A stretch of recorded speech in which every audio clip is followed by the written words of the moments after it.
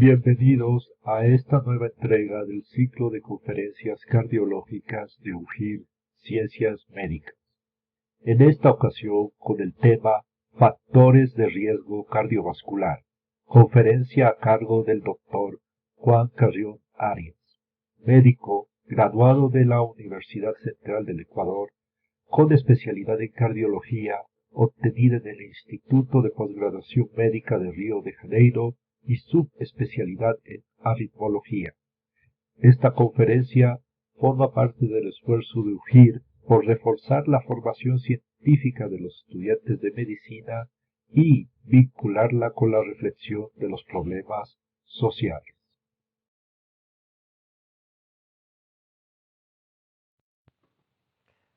Muy buenas tardes.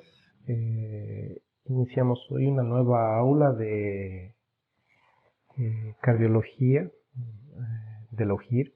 Soy el doctor Juan Carlos Carrión, cardiólogo, y hoy vamos a ver en la aula 3 lo que es referente a los factores de riesgo cardiovascular.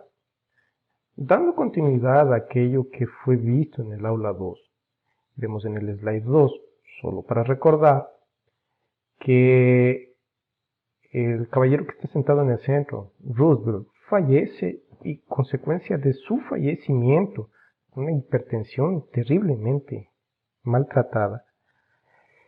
El Congreso norteamericano ordena que se hagan los estudios referentes para poder saber qué era. Y ya vimos cómo se diseñan esos estudios y a qué se refieren esos estudios y cómo calcularon las cosas, por qué hicieron lo que hicieron. Entonces ahí ya queda mucho más fácil saber en el slide 3, ver el continuo de cómo fueron apareciendo las cosas. Y en 1961, como ya conversamos, se definen los factores de riesgo cardiovasculares.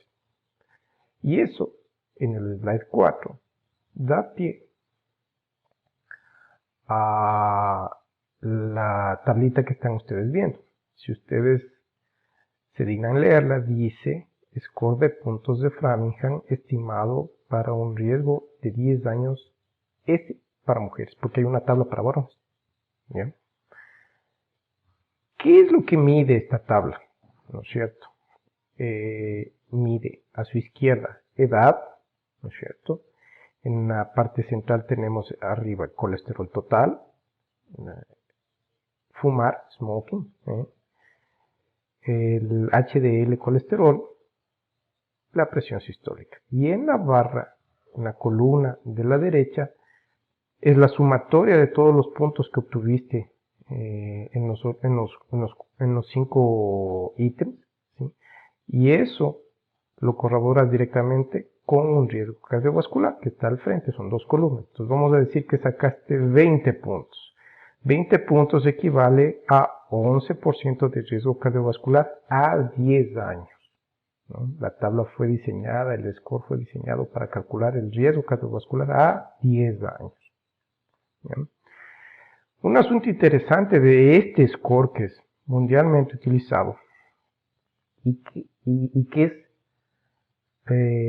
muy discutido, y hay centenares de artículos y hay centenares de preguntas al respecto, es que si ustedes se fijan hacia el final del riesgo, ¿no es cierto?, en la parte más baja, cuando tienes más de 25 puntos, el riesgo te dice más de 30 y nada más. ¿Qué quiere decir esto? Quiere decir que la tabla, la herramienta, ella solo consigue calcular hasta 30 o más. Entonces tú puedes tener 31, puedes tener 50, puedes tener 70, puedes tener 99% de riesgo. No hay cómo calcular. La tabla no hace eso. ¿Bien? Esto también nos ayuda a entender lo siguiente, ¿sí? Una persona que está por encima de ese umbral, ¿no es cierto?, es de alto riesgo cardiovascular. Punto. No me importa si tiene 31, 45, 50, 57, 98.7. Todos esos son considerados alto riesgo cardiovascular. Y abajo de 5 es considerado bajo riesgo cardiovascular, quedando una población entre el uno y otro aspectos.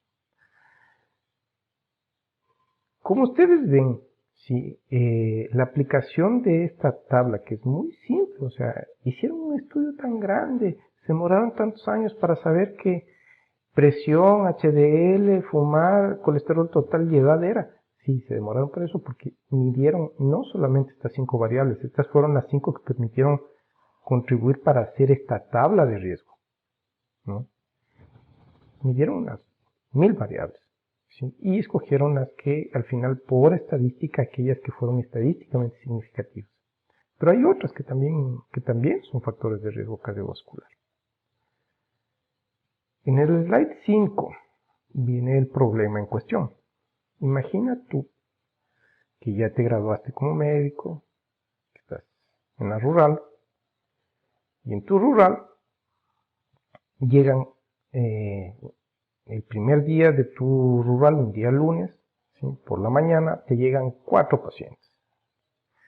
El paciente A es un individuo de 20 años de edad, masculino, deportista, todo el tiempo vive jugando fútbol, vóley, no fuma y tiene un índice de masa corporal de 25.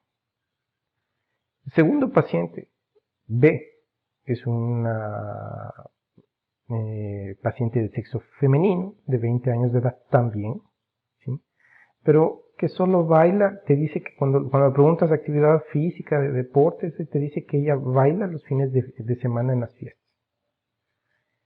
Fuma ocasionalmente, también en las fiestas, y tiene un índice de masa corporal de 25. El sujeto C es un individuo masculino de 60 años de edad, que él ya tiene un diagnóstico previo de EPOC, enfermedad pulmonar obstructiva crónica, o sea, es fumador, fue, o por lo menos lo fue, es sedentario, está obeso y tiene un índice de masa corporal de 30. El sujeto D tiene 60 años de edad, es femenino, es fumadora, no tiene diagnóstico de EPOC, pero es fumadora, es sedentaria también, pero tiene un peso normal, con un índice de masa corporal de 22. Te pregunto entonces, slide 6, ¿quién de esos 4 pacientes se infarta? ¿Quién está más grave? ¿Quién tiene el mayor riesgo? O lo contrario, ¿quién no tiene riesgo? ¿Quién está sano? Saber diagnosticar que una persona está sana es muy importante.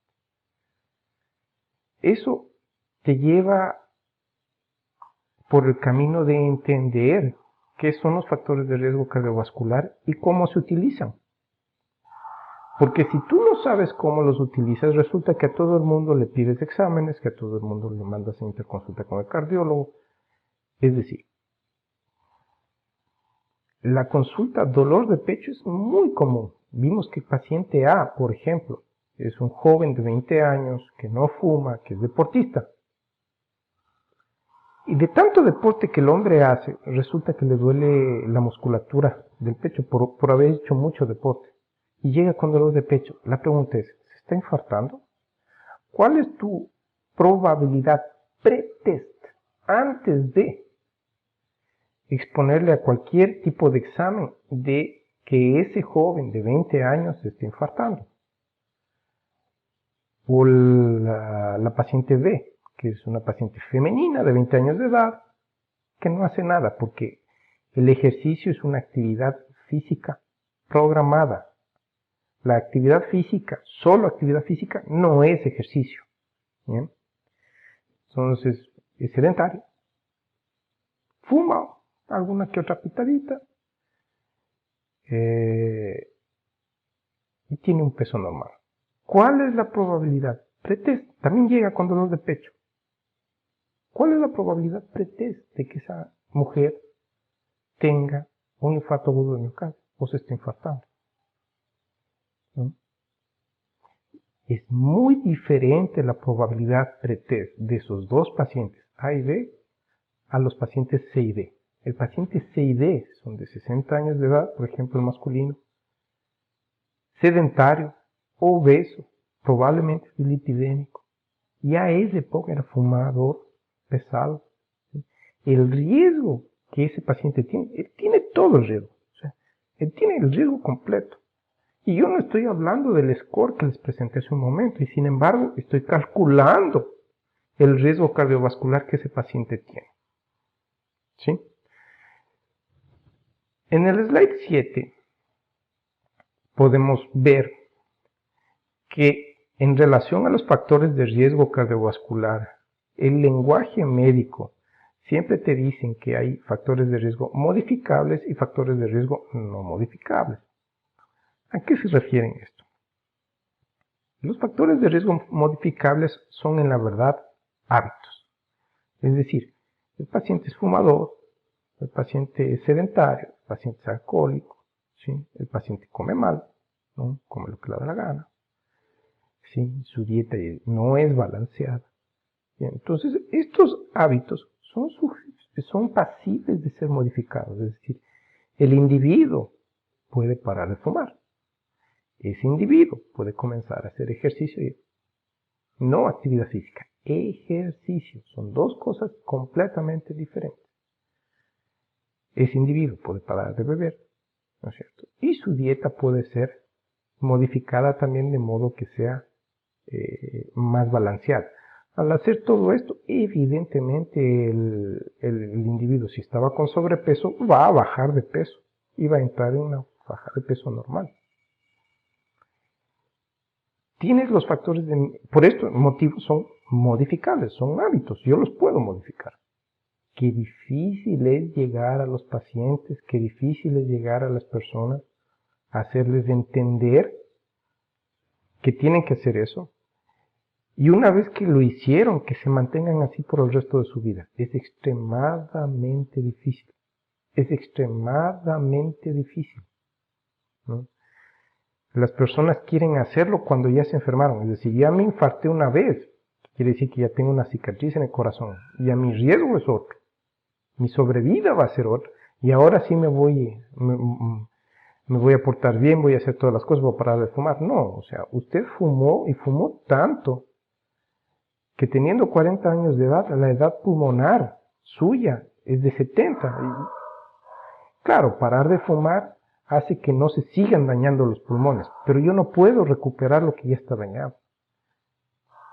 Entonces, es muy difícil esto, y esto por eso es un problema de salud pública, porque la cantidad de gente que fuma es enorme. Ahora, hay sociedades y hay sociedades, y por eso tienes que entender cuando leas un artículo en dónde fue hecho el estudio, con qué población, porque por ejemplo, en el Ecuador no se fuma tanto, nuestra población no fuma tanto, pero si tú te vas a España y estás caminando por Madrid, hay ceniza en la acera, ceniza visible en la acera y colillas de cigarrillos botados, así hechos a un lado para que la gente pueda seguir caminando, ¿no? Los españoles son fumadores pesados, pesadísimos, ¿no? Entonces, una cosa es tener ese hábito que tienen ellos y todos los problemas que eso acarrea, y otra cosa es donde estamos, es tu realidad. Aún así, fumar no se debe fumar. No hay dosis para el cigarrillo. Un cigarrillo es fumar, medio cigarrillo es fumar, 2 pitaditas, eso es fumar, ¿sí? No se debe fumar. Muy bien. En cuanto a los factores de riesgo no modificables, son aquellos que definen a la propia persona, es decir, el sexo. Un hombre tiene un riesgo cardiovascular más elevado que las mujeres. ¿Por qué? Porque las hormonas femeninas, por el lapso de tiempo que las mujeres son fértiles, les dan protección cardiovascular. No quiere decir que no se pueden llegar a infartar, pero se infartan muchísimo menos, muchísimo menos. Entonces, esa paciente D, que era de sexo femenino, que tenía 20 años de edad, que por más que era sedentaria y fumaba ocasionalmente, esa paciente tiene un riesgo menor que el paciente A, que es varón, por el simple hecho de ser varón, ¿sí? De ser hombre. Eso es un factor de riesgo no modificable. ¿Sí? Tú naciste así y morirás así, tú no puedes modificar eso ahí. O sea, la cirugía de modificación de genitales, ¿no? Una persona trans que siendo hombre quiere volverse mujer, o que siendo mujer quiere volverse hombre, ¿ya? Eso no cambia tu sexo genético, ni tu predisposición a enfermedades cardiovasculares. Entonces, esto es un riesgo no modificable. Un segundo factor de riesgo no modificable importantísimo es la edad. Una vez que cumpliste 30 años, no puedes al año siguiente cumplir 25. La máquina del tiempo no existe. A medida que vas aumentando en edad, vas cumpliendo años, el riesgo de que tú adquieras enfermedades a lo largo de tu vida aumenta. Y la enfermedad cardiovascular, ¿sí?, es una enfermedad que aumenta con la edad. Tanto así que es la primera causa de muerte de la especie humana. ¿Por qué? Porque la gente vive mucho. Vive 80, 75, 80 años. ¿De qué se mueren? Se mueren infartados. Se mueren con accidente cerebrovascular. Se mueren con insuficiencia cardíaca. Disparado a la principal causa de muerte de la especie humana. ¿No? Ahora, ¿y cómo era antes? Que dicen que antes la gente vivía más. No, no es cierto, no vivían más. Sí, hay larga documentación de que las poblaciones antes no tenían la misma longevidad que tenemos hoy. ¿De qué depende esa longevidad? De tecnología. Es decir, ciudades mejor hechas, ropa mejor hecha, casas mejor hechas, tenemos vacunas, comida adecuada, comida industrializada. ¿Sí? Eso hace que no te mueras de diarrea cuando eres un niño o un adolescente.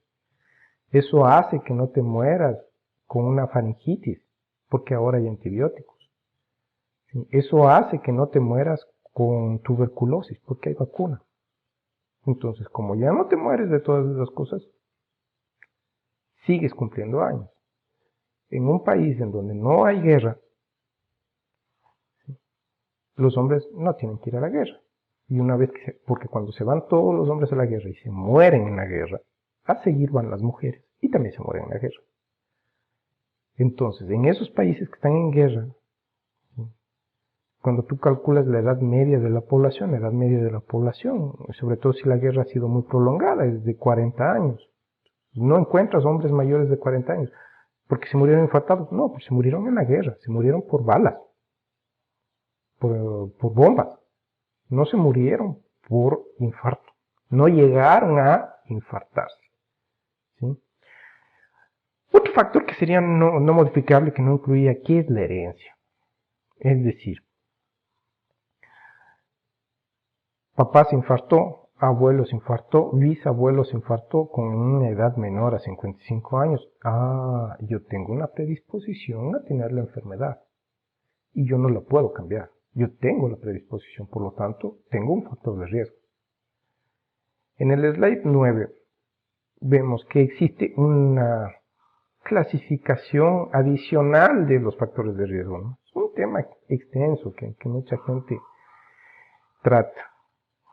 También a los factores de riesgo cardiovasculares les clasifican como tratables y no tratables.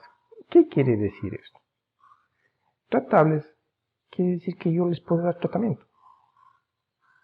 Y aun cuando no los pueda curar, los puedo controlar de tal manera que prácticamente el paciente que esté enfermo, si se controla bien, si es adherente al tratamiento, puede llegar a tener la misma sobrevida en años que un paciente que no está enfermo.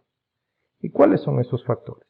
La hipertensión, la dislipidemia, la diabetes. ¿Cuál sería mi objetivo? Es la E10. Limitar el daño de órganos blancos. La enfermedad cardiovascular no puede ser eliminada. No existe una pastillita mágica, una comida, una actitud, un comportamiento que haga que yo no tenga el riesgo de adquirir. Es innato, la especie humana puede tenerlo. ¿Bien? Pero yo cuando limito, desde mi punto de vista de salud pública, hago una buena campaña para que la gente se alimente bien, y sobre todo, hay condiciones para que la gente compre comida y se pueda alimentar bien, que hagan ejercicio, que no fumen, que se controlen, que vayan al médico y hagan controles anuales, ¿sí? Que sean adherentes al tratamiento. ¿Sí? ¿Qué hago? Limito el daño. Entonces, las personas llegan a tener 70 años de edad, 80 años de edad, y no están hechos talco. En esa época, indefectiblemente vendrá una enfermedad. Puede ser una neumonía, por ejemplo. Como esa persona llega en buenas condiciones funcionales, tiene reserva funcional. Y por lo tanto, a pesar de que se puede llegar a ponerse muy grave, una sepsis grave, irse a terapia intensiva, necesita ventilación mecánica y todo lo demás, tiene reserva funcional para lograr sobrevivir. Lo cual es completamente diferente de una persona que llega hecho talco, que probablemente se muere camino al hospital y ni siquiera llega a la emergencia, porque no tiene reserva funcional para aguantar la enfermedad. Entonces yo necesito limitar el daño del órgano blanco.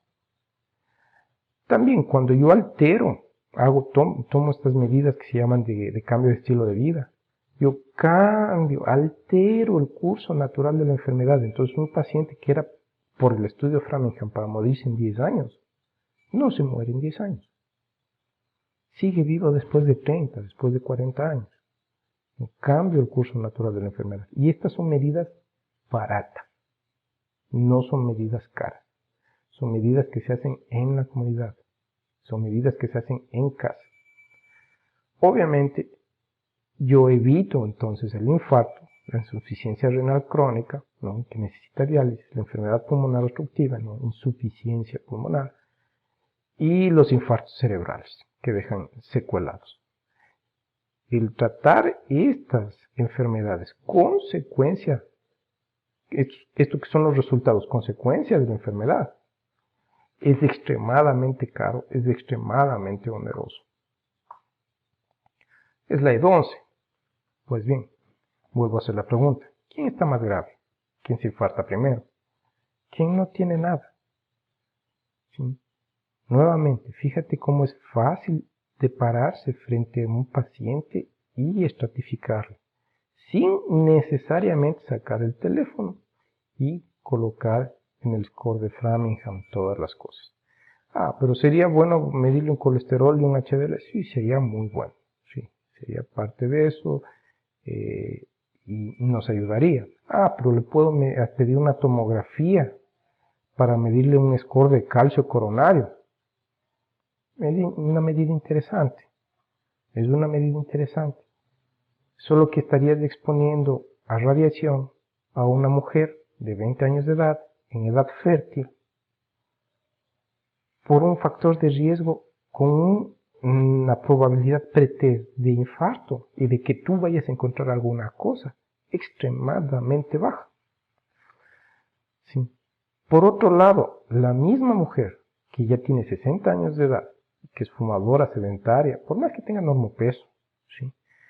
La probabilidad de que ella, por ya ser fumadora, por ya no estar en ciclo fértil, ya haber pasado la menopausia, más de 10 años, su probabilidad de igualarse a la de un varón, no su probabilidad, ella ya se igualó con un varón en riesgo, y por lo tanto, la probabilidad de que tú al hacerle un score de calcio coronario por una tomografía y encuentres calcificaciones en las arterias coronarias es alta, es alta.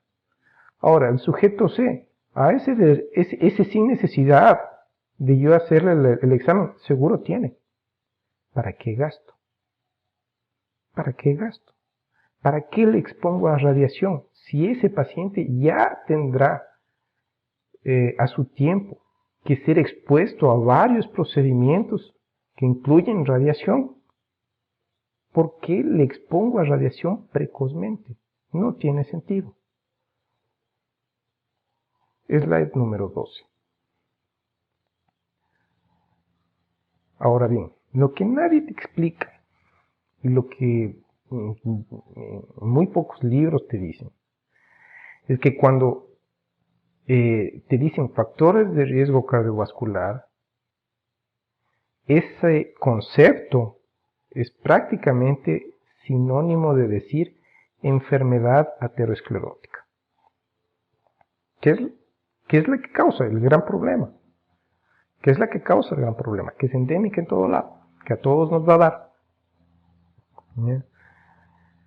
Entonces, una mujer de 20 años se puede infartar, sí, le da forma coágulos en las arterias coronadas porque tiene síndrome antifosfolipídico. Y yo estoy hablando de eso con factores, cuando te digo factores de riesgo cardiovascular, no, ella no está dentro de eso.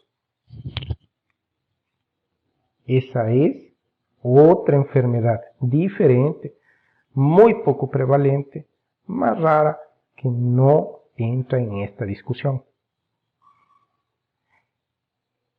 Factores de riesgo cardiovascular son todos aquellos que te llevan a tener y desarrollar enfermedad aterosclerótica. Esa enfermedad aterosclerótica es una enfermedad de los vasos, de las arterias. Las arterias de todo tu cuerpo se dañan. Y consecuencia de ese daño vienen enfermedades. De eso estamos hablando. Es la de 3. Entonces, factores de riesgo cardiovascular. ¿Qué podemos decir de ellos? Pues bien, en relación al sexo, los hombres tienen un mayor riesgo cardiovascular. Por eso es que hay tabla de hombre y tabla de mujer, porque no puedes calcular con el mismo puntaje. Si un hombre saca 10 y una mujer saca 10, no es equivalente al mismo riesgo cardiovascular. La mujer siempre va a tener menos. El hombre siempre tendrá más, por el simple hecho de ser hombre. Entonces, eso es un factor, como dijimos, no modificable. La edad, sobre todo acima de 55 años, ¿no? Puede ser, hay diferencias también en mujeres, depende de las poblaciones que fueron estudiadas, pero más o menos 55 años de edad es un buen límite para hablar de eso. ¿El sedentarismo? Bueno, el sedentarismo es un problema porque se sabe que quien tiene la menor capacidad de consumo de oxígeno es el que se muere más rápido. No que no te puedas morir, es decir, ha habido maratonistas que han entrenado maratón, que corren maratón, que se han infartado, les han hecho una autopsia y han encontrado una placa en la arteria coronaria y esa fue la causa de la muerte. Fallecieron, sí, pero cuando tú haces una proporción entre la gente que hace ejercicio y que tiene una gran capacidad de consumo de oxígeno versus la gente que es sedentaria. Los sedentarios mueren muchísimo más, disparado más, tanto así, está la proporción que hacer ejercicio, ¿sí? Podríamos decir que es el factor protector de mayor impacto que existe. No existe remedio. No existe tableta, no existe inyección, no existe ningún tipo de tratamiento que haga lo que hace el ejercicio. No existe. Es la principal herramienta que tenemos para este asunto. El tabaquismo, como ya les comentamos, no hay dosis para fumar. Fumar es malo, simplemente es malo. No solamente causa enfermedad cardiovascular, causa cáncer, causa impotencia, causa enfermedades vasculares que son propias de quienes fuman. Entonces el tabaco y el cigarro está asociado a un montón de enfermedades. No se debe fumar. Se debe tratar al paciente que fuma, ¿no? Porque dejar de fumar es un hábito muy difícil. Muy difícil.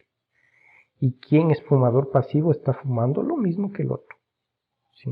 Humo en el pulmón, humo en el alveolo es humo en el alveolo. Acabó. Y es la principal forma. Que si yo vivo en un sitio donde queman pasto todo el tiempo y hay humo todo el tiempo, bueno, eso es equivalente a decir que está fumando, ¿no? Pero no es la realidad de la mayoría de la especie humana de las ciudades del mundo. En el mundo no hay humo por quemadas, porque se está quemando alguna cosa todo el tiempo y todo el tiempo estamos respirando humo. No es así. pero sí la cantidad de gente que fuma. Eso sí es un montón. Dislipidemia, pues al principio no debe haber. Y esa dislipidemia está directamente relacionada con tu labilidad genética y con tu modo de alimentación. Entonces, el modo de alimentación occidental, sobre todo el del siglo XX, ¿no?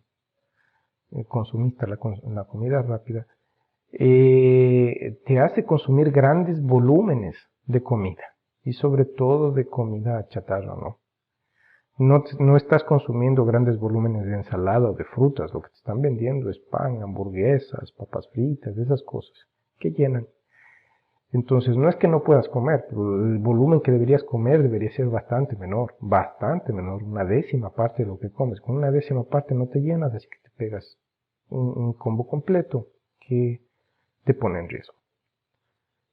La hipertensión. No debe haber, no deberíamos tener hipertensión, pero igual, es una enfermedad que aparece. Es una enfermedad que aparece.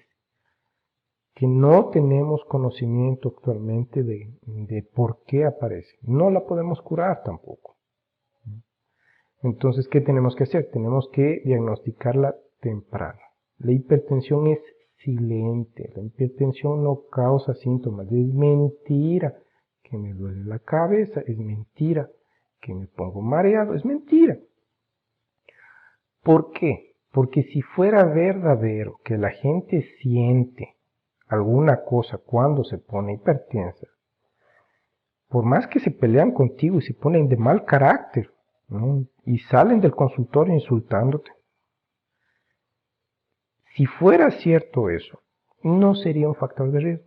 ¿Por qué? Porque la hipertensión es tratable, es muy simple. Tú agarras, le das una pastilla y le baja la presión. Entonces, ¿por qué es un problema? Es un problema porque como no da síntoma alguno, la persona cuando es diagnosticada, y es diagnosticada por acaso, con un chequeo de rutina por algún motivo, o es diagnosticada porque ya se enfermó. Es decir, se calcula que aproximadamente una persona lleva una década hipertenso, la media es de eso, 10 años de hipertensión hasta ser diagnosticada. Entonces en ese tiempo ya hubo lesión de órgano blanco. Entonces tú tienes gente que se diagnostica que es hipertensa porque de repente se le desprende la retina y se queda ciego de un ojo. O porque por algún motivo no está viendo bien y le hacen un fondo de ojo y se encuentran con los daños crónicos de la hipertensión. O porque de repente está mareado, ahí sí le creo que está mareado, pero está mareado porque tiene un accidente cerebrovascular, porque el cerebro está hinchado por hipertensión. Eso no es, ay, desde la semana pasada recién me volví hipertenso. No, eso no existe, ¿sí? Si tú buscas, vas a encontrar. Donde fuego hay, cenizas quedan. Si tú vas y buscas en el riñón, vas a encontrar daños renales crónicos. Si buscas en el corazón, encontrarás. Si buscas en los pulmones, encontrarás. Si buscas en el cerebro, vas a encontrar. Entonces, el problema de la hipertensión es ese. Es silente y por eso te mata. Y el segundo problema de la hipertensión es que por la causa que fuera, hoy se sabe, estudio controlado, que pasado el primer año de diagnóstico de la hipertensión, 50% de la población hipertensa no está tomando el remedio como debe. Puede ser culpa del médico, del paciente, de la sociedad, de la prensa, de Bob Esponja, de quien sea. La realidad es esa, 50% ya no están tomando el remedio como debe. Y entonces la hipertensión no está controlada. No está no controlada, está descontrolada y generando riesgo. ¿Qué es lo que hace todas estas enfermedades, estos factores de riesgo? Te llegan a las insuficiencias cuando el paciente ya más grave. ¿Cuál es insuficiencia? Renal, pulmonar, endocrina. ¿Endocrina? ¿Cuál? La diabetes. ¿Sí? Y entonces, cuando tú tienes un paciente que ya tiene una insuficiencia diagnosticada, el reloj de tiempo biológico corrió. Entonces ese paciente te puede jurar a manos juntas, a pies juntos. Si se puede arrodillar, puede traer a la familia, te puede amenazar, te puede poner una pistola al frente, puede enjuiciarte, puede amenazarte con que es amigo del presidente de la República, que es lo que normalmente muchas veces estaba pasando, ¿sí? O que es miembro del partido de gobierno, o lo que sea. Que no, que sí ha hecho todo y que no es posible que esté más grave. Está más grave. ¿Por qué? Porque esas enfermedades, por ejemplo, la diabetes, ella nunca mejora, ella solo empeora con el tiempo. Entonces, si yo tengo y ya cumplí 10 años desde mi diagnóstico inicial de diabetes, eso quiere decir que soy del grupo de alto riesgo cardiovascular. Punto. Puede decir lo que me puede decir, puede venir el endocrinólogo o el doctorcito Julio tal, del hospital Julano de tal, de la clínica de la alta sociedad, a decirte cualquier cosa. Cumplió 10 años de tener la enfermedad, tiene daños acumulados por tener la enfermedad. Luego, ese paciente con ese tiempo de enfermedad, a pesar de que haya estado bien controlado, pasa a ser de alto riesgo cardiovascular. Por lo tanto, cuiden su peso, no se vuelvan diabéticos, cuiden sus pulmones, no lleguen a tener enfermedad pulmonar obstructiva crónica, y cuiden sus riñones, no sean hipertensos, cuiden infecciones, cuiden todo ese tipo de cosas, porque es muy importante que esto no acontezca. Si un paciente de 70 años de edad, que no tiene riñón, que no tiene pulmón, que es diabético, más de 10 años, y que llega y que se infarta, la probabilidad de muerte dentro de 5 años es elevadísima. Si sobrevive el evento, primero, ese es un paciente que no es tributario de trasplante ni de ninguna cosa más. Segundo, tal vez el momento que se le haga el cateterismo cardíaco ni siquiera hay cómo hacer nada, porque las arterias van a estar, coronarias van a estar tan destrozadas que no va a haber oportunidad de hacer ninguna cosa, entonces va a ser remedio mismo.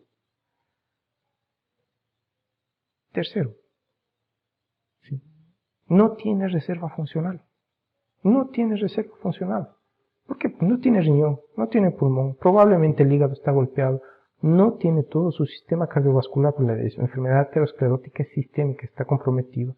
Probablemente tiene ya algún daño, un grado de daño cerebral, ya está un poco demenciado. ¿Sí? No tiene pulmón, no tiene páncreas. El intestino no absorbe bien. Tú le das medicamentos que no se van a absorber bien porque la velocidad está atrofiada, porque el intestino no está funcionando adecuadamente. Es un paciente que también no va a comer adecuadamente. ¿Sí? Y fíjate, es un paciente renal, tendrá que hacer dieta para insuficiente renal. Diabético, tendrá que hacer también dieta para diabético. Pulmonar, no podrá comer mucho carbohidrato. ¿Qué va a comer? Es una vida con una dieta horrorosa. ¿Sí? Si ese paciente se deprime y se suicida, pues está dentro de lo esperado. Está exactamente dentro de lo esperado.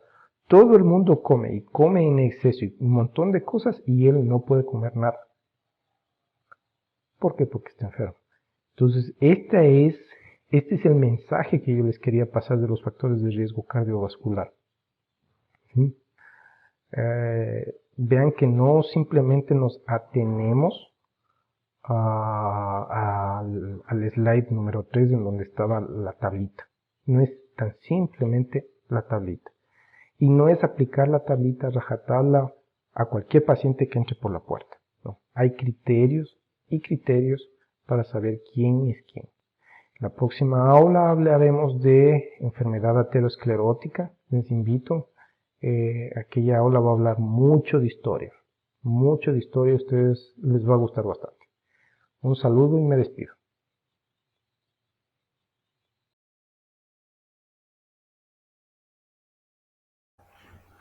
Agradecemos al doctor Juan Carrión Arias por su intervención en la conferencia de hoy.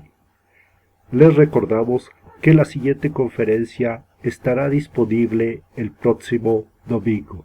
Si tienen alguna pregunta, pueden hacerla llegar en los comentarios y el doctor Carrión la responderá al inicio de la siguiente conferencia. Muchas gracias.